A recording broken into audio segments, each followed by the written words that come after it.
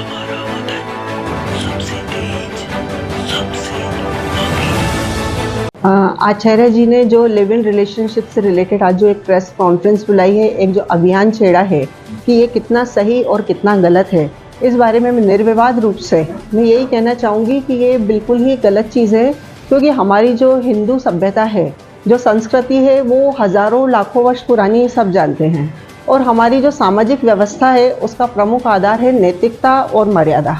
यदि नैतिकता और मर्यादा ही इसमें से हटा दी जाए तो सामाजिक व्यवस्था नहीं रहेगी, पूरी तरह से छिन्न भिन्न हो जाएगी और वो समाज पतन की तरफ ही बढ़ता जाता है, जहाँ मर्यादाएं और नैतिकता, जहाँ अनुशासन नहीं पाया जाता है। ये कहीं भी किसी, चाहे हम, हमारा समाज तो हमारे घर के बाहर स्टार्ट होता है, हमारे घर के अंदर ही घर एक समाज है। यदि हम घर में अनुशासन नहीं रखते हैं तो वो घर पतन की ओर जाता है।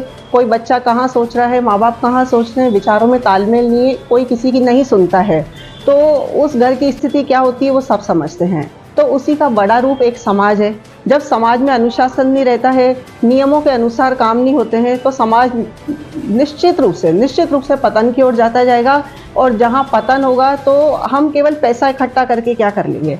जैसा आचार्य जी ने बताया कि ये जो लिव इन रिलेशनशिप है, स्टार्ट वहाँ से हुआ कि बच्चे अपना घर छोड़कर शहर की ओर जाते हैं, अकेले रहते हैं और साथ में रहने लगते हैं। लेकिन अब कुछ जो इस बारे में तो आचार्य जी ने बहुत विस्तार से बताया, लेकिन एक और कारण जो मैं आजकल सुन रही हूँ, जो युवा हैं, उनसे जब बात की जाती है, वो विवाह के नाम पे बड़ा बिदकते हैं।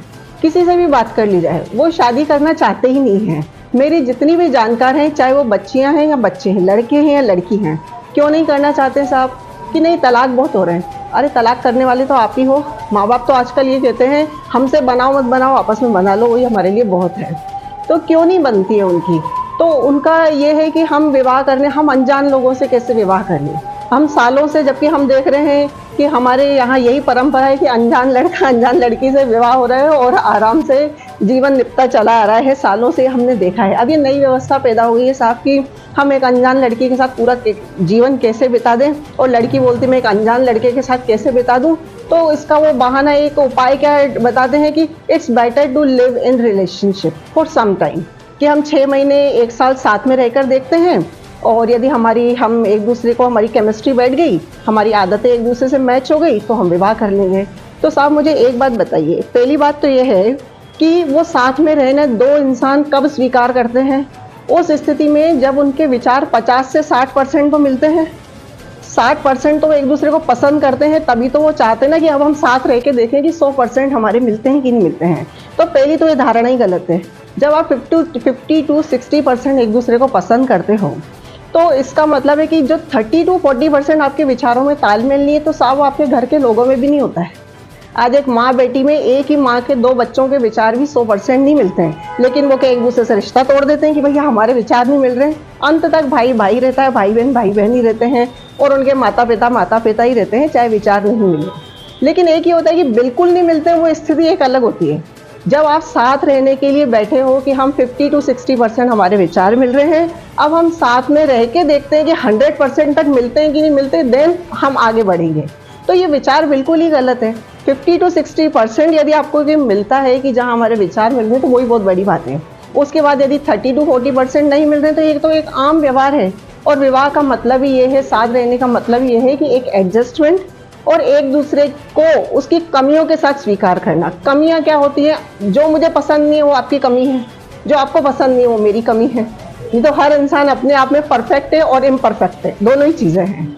50 to 60% यदि आप एक दूसरे को पसंद करते हो, तो there is no need to live in relationship. इसका मतलब बात केवल 30 to 40% की है, और वो तो आपको बचपन से ही आना चाहिए कि 30 to 40% हमको एक दूसरे के साथ एडजस्ट करके रहना पड़ता है। एक दूसरे के ऊपर अपने विचार नहीं थोपने हैं, एक दूसरे के विचारों का सम्मान करना पड़ता है। हमारे देश का तो, मतलब हमारे देश की तो विशेषता ही ये है, विविधता में एकता। एक दूसरे के विचारों का सम्मान करना आना चाहिए। लेकिन ये क्यों नहीं हो रहा है? इसके पीछे भी एक बहुत बड़ा कारण है। क्या कारण है? कि आजकल संयुक्त परिवार है नहीं, सबको एक एक बच्चा है। वो बच्चा जो चाहता है उसको वो मिलता है, उसने कहीं एडजस्टमेंट करना सीखा ही नहीं लाइफ में। तो ये बड़ी समस्या है। पहले संयुक्त परिवार में रहते थे, एक दूसरे को देना पड़ता था, समर्पण होता था, एक दूसरे के त्याग होता था, तो वो एडजस्ट करना सीख जाते थे, तो एक दूसरे का बर्डन लेना भी सीख जाते थे, जिम्मेदारियां उठाना भी सीखते थे। तो वो विवाह से भी नहीं घबराते थे, क्योंकि उनको पता है कि अगला बंदा या अगली बंदी जो है उससे मेरे विचार थोड़े बहुत नहीं मिले, तो वो एडजस्टमेंट वो उनकी हैबिट में है। अब वो हैबिट खत्म हो गई है, क्योंकि संयुक्त परिवार है नहीं, बच्चा एक एक है, उनको कहीं किसी से एडजस्ट करना ही नहीं पड़ता है, जो है अपने घर का वही राजा है, तो एडजस्ट करने से बहुत ज़्यादा घबराते हैं। दूसरा, कोई मैंने हर घर में देखा है, लड़का है या लड़की, कोई घर का काम नहीं करता है 90%।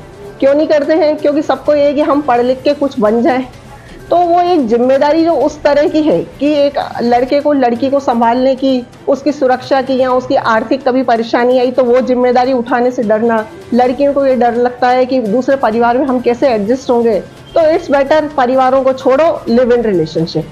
तो ये बहुत ही गंदी व्यवस्था है और बहुत बुरी व्यवस्था है, और इससे सिर्फ हमारा समाज पतन की तरफ ही जाएगा।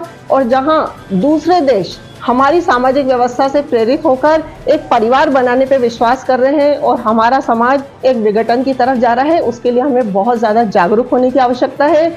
और जो आचार्य जी ने इसके लिए कदम उठाया है उसकी मैं बहुत ज़्यादा सराहना करती हूँ, और सबसे ये आह्वान करती हूँ कि वो भी इनका साथ दें। धन्यवाद।